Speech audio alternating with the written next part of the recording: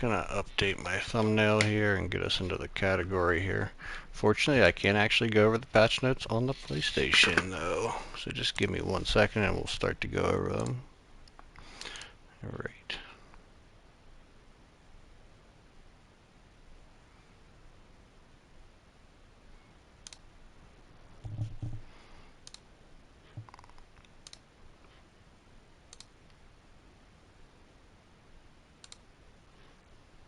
Let's see here.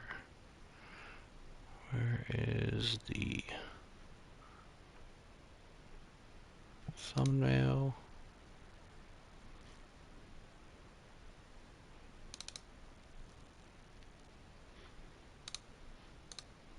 Boom. I just need the... Alright, Path of Exile 2.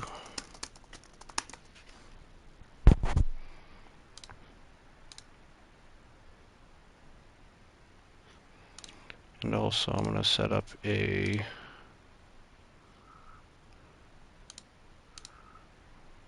little command for people if they want to go check out the patch notes themselves.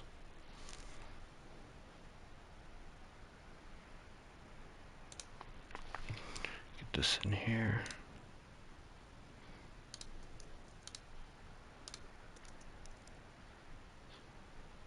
Alright, so yeah, that should work. Alright, exclamation patch notes if you want to open them up for yourself. So I took some notes during the live stream, so I got some stuff to talk about otherwise, but a lot of it I'm sure will be covered in these patch notes. Let's see, hold up, let me just...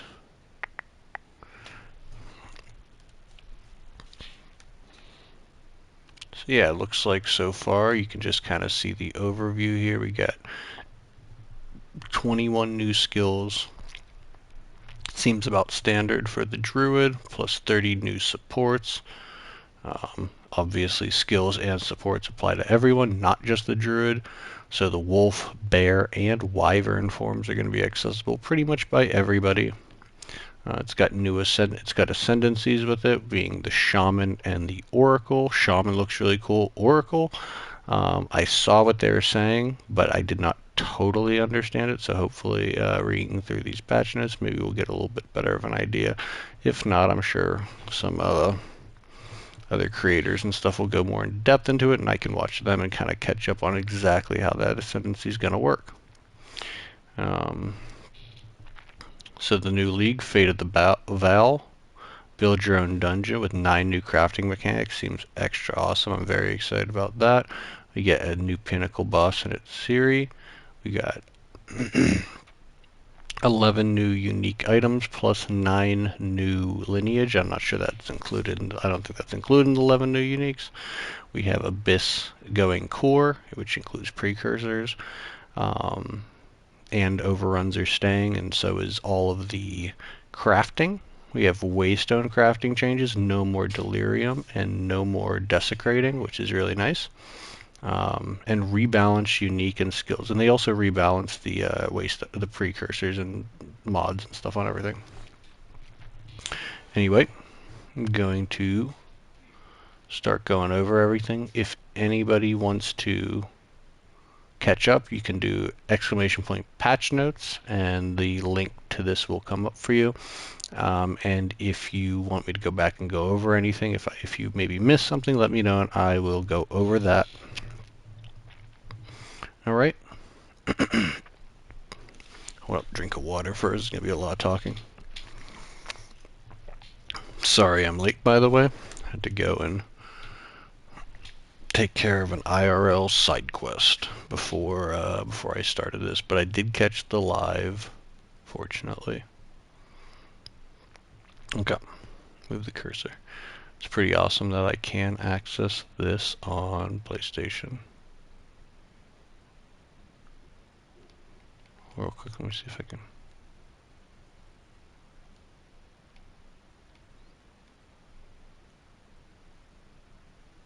Let's do that. Okay. For more information, check out pathofexile2.com/druids. Fate of the Vaal League. Start fresh in a new economy with the Fate of the Vaal League. All of your old characters from Early Access are still present in the Early Access leagues, but a free passive tree refund has been granted due to the changes. We would highly encourage you join the new league to fully take in the changes that we've made in the 0.4.0 update.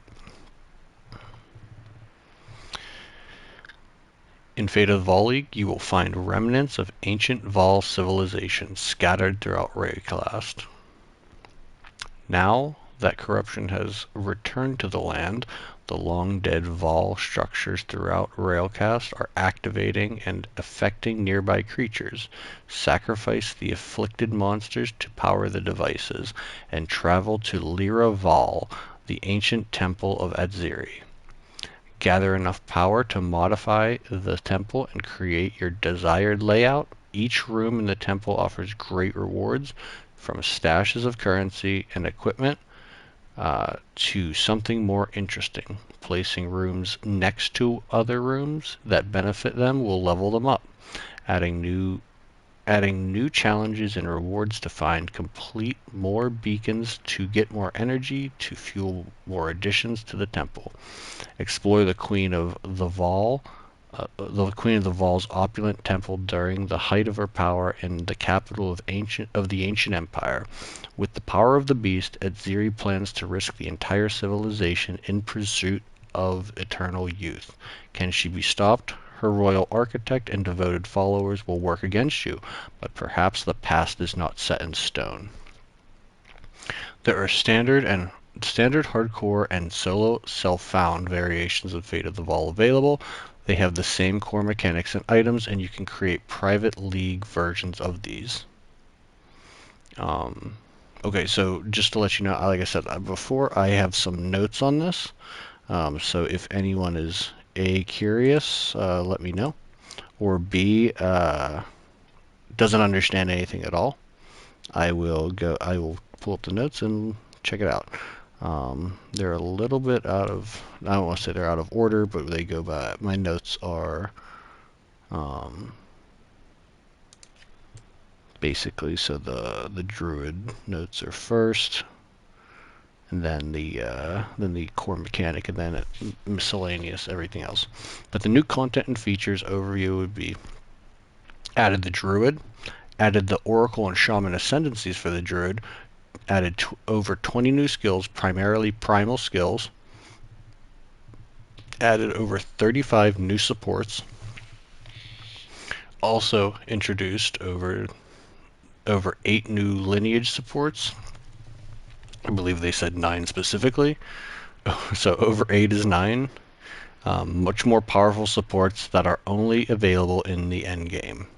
Added over 250 new passive skills to the passive tree. So it's new ones, it's not just rebalanced. Added over 10 new unique items. I believe it's 11. Added a new weapon class, Talismans. Talismans are two-handed martial weapons that are used for shape-shifting attacks. Equipping a talisman shape-shifts you into an animal form and grants you basic attack skills for that form. You can swap your chosen form at any time. Added 4 new augment items with the new modifiers that you can craft onto your items, and continue to incrementally improve the sound, art, and effects and environment. Okay. First, what's going to happen to Abyss? So it looks like Abyss has been added to the core game. You can find Abyss encounters in specific campaign areas starting in Act 2. Abyss encounters have been added to the endgame, as well as Abyss tablets and related modifiers. So I believe that they said the Abyssal Overrun maps will still exist on the map, as well as we'll be able to add them add Abysses via precursors, and there's going to be a whole Atlas tree for them. So, which it says here, added the Atlas passive tree for the Rise of the Abyssal content. Preserve vertebrae no longer drop, so there's no more desecrating waystones, and I believe that's just a streamlined mechanic. They're going to now have different ways, not different ways to juice your map. They're just going to allow a little bit more juicing on the map naturally. They're also going to get rid of instilling, so no more delirium. But we will be able to juice them more otherwise. They updated the Will of Souls quest to account for the fact that Abyss no longer spawns in all campaign areas. So it's still there. That quest is still there. That's cool. Okay. General improvements. This is good. This is good stuff here. Significant optimizations to the CPU performance have been made. These changes both improve the speed of key operations and allow us to utilize more of your CPU cores, resulting in higher frame rates. Overall, you should get a 25% boost and significantly less frame spikes when CPU bound. This is especially impactful for heavy gameplay situations. Note that if you are GPU bound, you will not see any improvement from these. When GPU bound, lowering render resolution using dynamic resolution will improve performance. Okay. Player changes. Okay. Tailwind now grants 1% movement speed and 2% skill speed, previously 3%, and 10% increased evasion, previously 15%, and prevent 1% of damage from deflected hits per stack. So that's not a huge nerf. That's a little bit of a nerf on the skill speed and on the increased evasion rating. But I think most people, like myself, who were evasion based at that point, even with the deflection, we mostly just worried about not doing more damage and not getting hit. So not a huge loss there. We still get the movement speed. Base unarmed attack time is now 1.65 attacks per second, previously 1.4. Okay, so it's actually a little bit faster naturally. Okay. Modifiers to the number of enemies required to be considered surrounded can no longer reduce the required number of enemies below 1. So there's your constricting command. There's your constricting command nerf.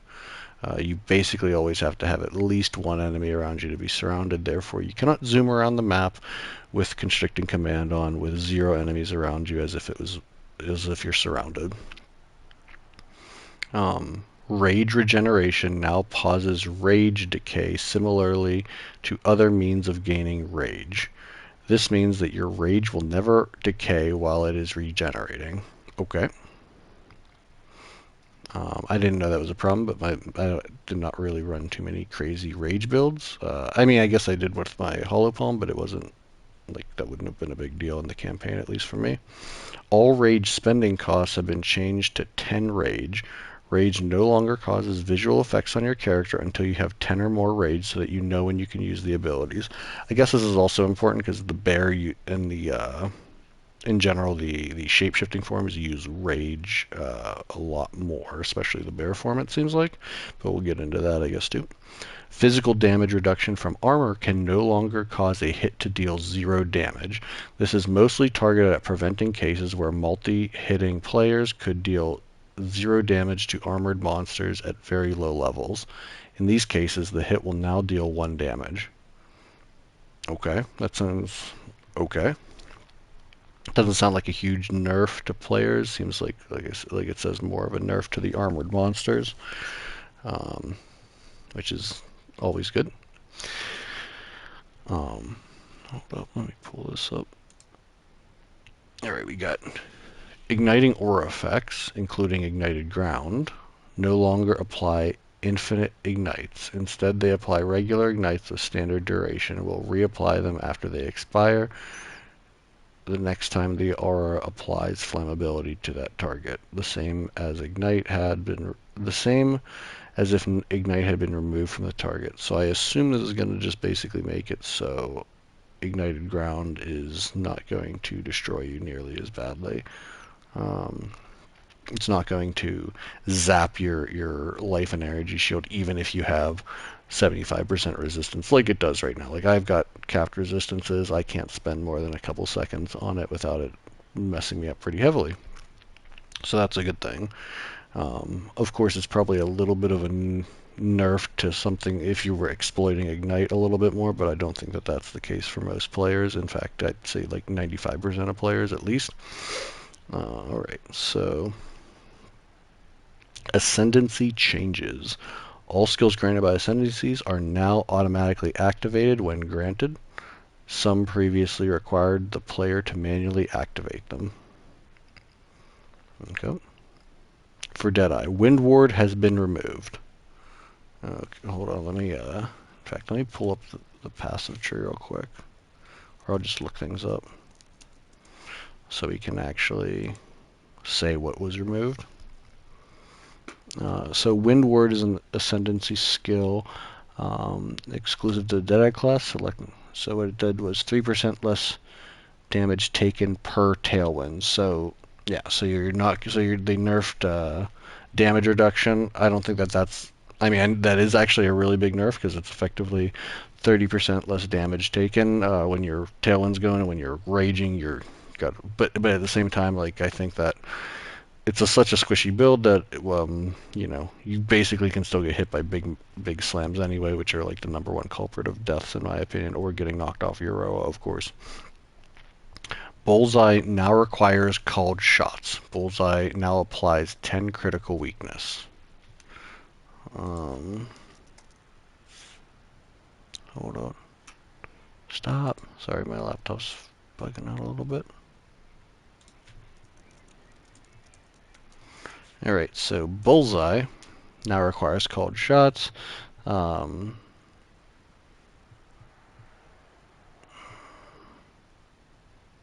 Bullseye provides 50% more accuracy rating.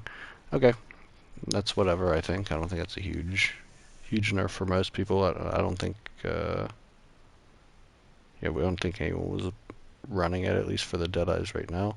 I'm sure somebody was. I'm sure there was somebody, that's why they nerfed it, but added a new Mirage Deadeye Ascendancy passive skill, which grants a Mirage Deadeye meta skill. Mirage Deadeye, while active, firing a ranged projectile will create a Mirage that uses socketed range attacks for a short duration, then vanishes. You cannot create another Mirage for a short time after. Okay, that's pretty cool. It's kind of like the Mirage Archer or whatever skill that nobody really used. Cool that they gave them their own ability to do that in the Ascendancy without actually wasting a skill slot. Next is Pathfinder. Contagious contamination has been removed. Practical remedies has been removed. I assume those are because they just weren't used all that often, or they were underperforming, not because they were overperforming. Running assault now grants cannot be heavy stunned while sprinting. That's huge, so you can basically run forever. Something tells me that that's going to be a really big thing for some of these people who are running Deadeye, and maybe might now find Pathfinder a little bit more better for moving quickly through a map. But it doesn't seem like Deadeye's that much slower. Added a new Path Seeker multi-choice Ascendancy passive skill with the following choices. Path of the Warrior can allocate passes from the Warrior starting point. Path of the Sorceress can allocate passes from the Sorceress starting point. Each choice also grants 4 passive skill points. This is an interesting one. I'm trying to think what you would want from the Sorcerer's starting point. I mean, like mana and energy shield seem like they would probably be like the big ones, but I'd have to actually take a look at it. It's an interesting one, especially. I mean, I feel like that's kind of like they're adding these types of things into more characters in general, more ascendancies, like how you have the Witch Hunter, which gets 100 extra points to put into its passive tree and things like that. So that's pretty cool. But we'll see how much it actually ends up getting used. Traveler's Wisdom now requires Path Seeker. Traveler's Wisdom now instead grants attribute passive skills. Attribute passive skills offer additional options: 5% increased damage, 5% global defenses, and 5% increased cost efficiency. Let's see here. What was that?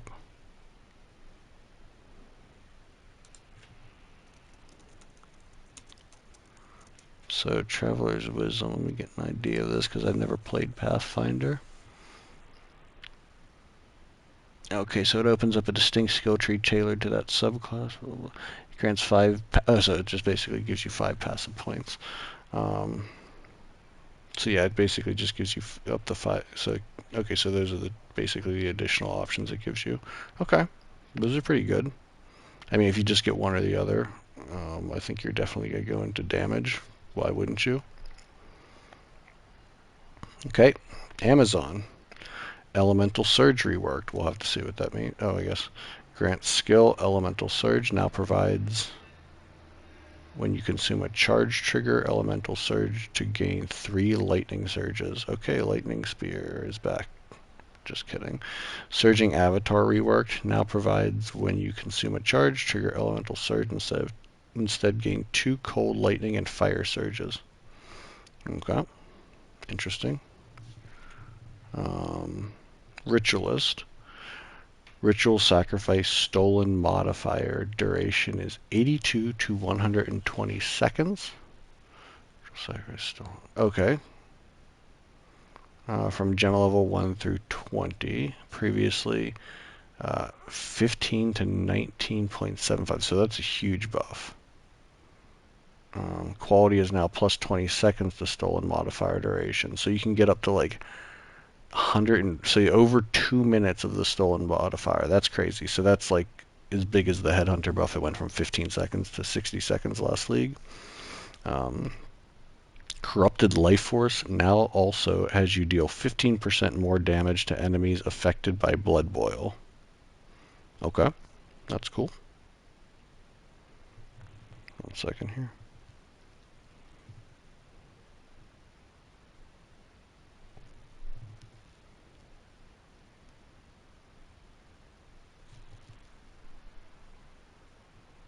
Give me 1 second here.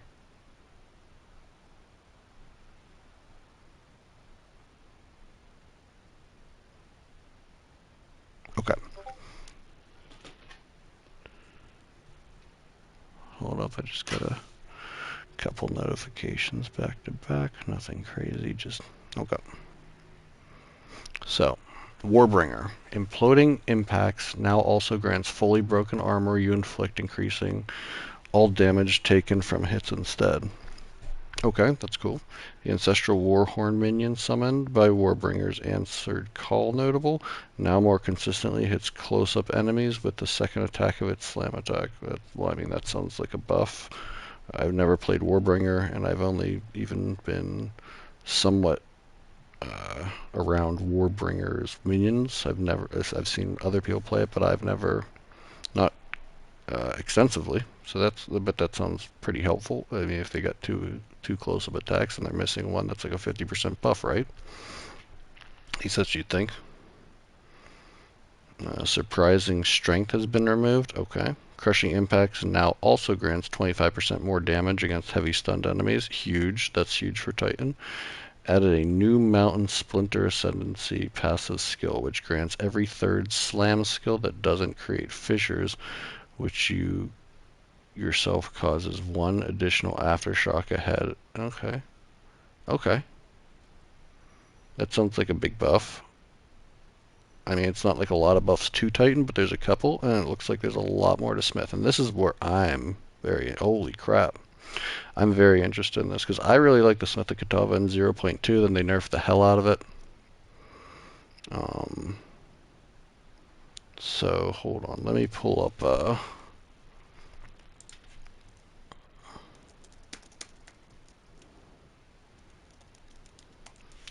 like an image of it for myself so I can see what all these things do, or can be reminded of them. I played a Smith last league for league start, and it was pretty awesome.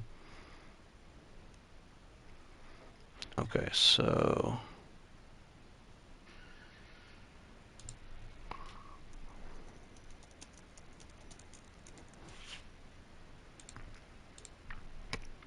padded plates has been removed. Let's see, can I just get all these? Let's see.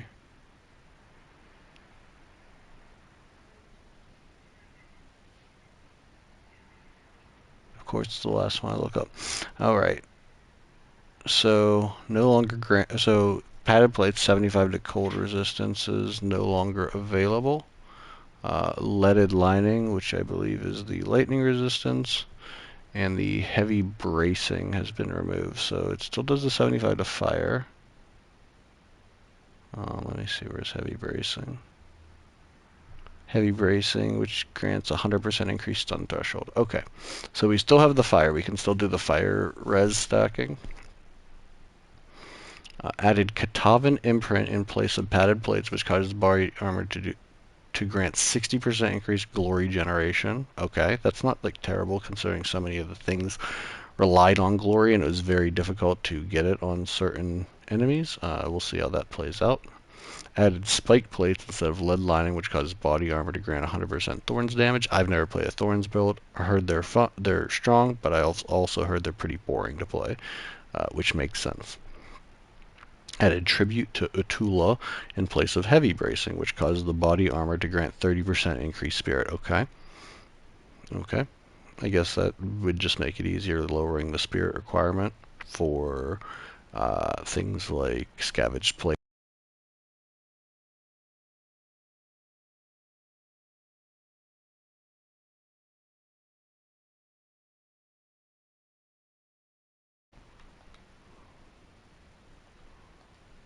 Okay.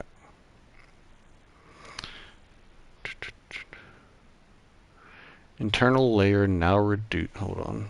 Let me just make sure that. Okay. My headphones just powered down for some reason. I hope they're not dying. If not, I'll switch over. Heat proofing now causes your body armor to grant the bonus of being affected by all damaging ailments. Being unaffected. Sorry. Okay. Previously just ignite. Okay.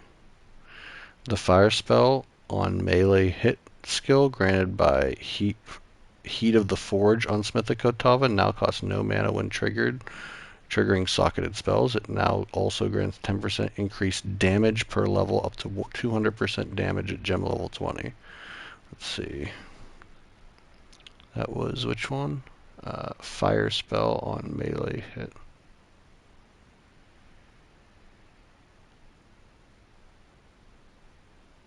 Which one's okay? The temper weapon skill granted by against the anvil. Wait, hold on real quick. Let me see. Where's Heat of the Forge? I want to see that one again real quick. Okay. Okay. The fire spell.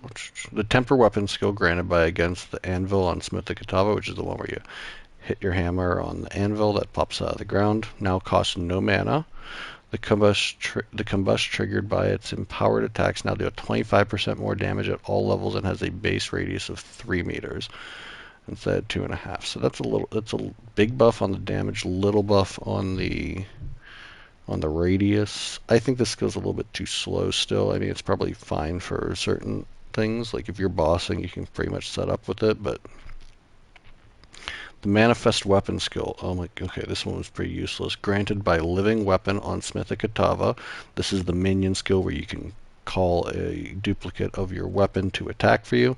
Now changes targets less frequently and thus spends more time actively attacking. Additionally, as a mace, now has a cooldown of 6 seconds from 10 seconds for its slam skill. As a quarterstaff, now has a cooldown of 6 seconds from 10 seconds on its sweep skill. Okay, so and this, as a spear fixed a bug where damage dealt while it was dashing towards enemies didn't cover the full distance of the dash. Okay, so not exactly the biggest buffs that I would like, but not too bad. Basically, like so, I feel like padded lead lining and heavy bracing weren't necessary. I mean, maybe you would use heavy bracing a little bit, but I really don't think so. I think most of what you and I don't think you'd use padded or lead lining because you can basically max out your fire resistance only and then use Forged in Flames to grant that to lightning and cold as well.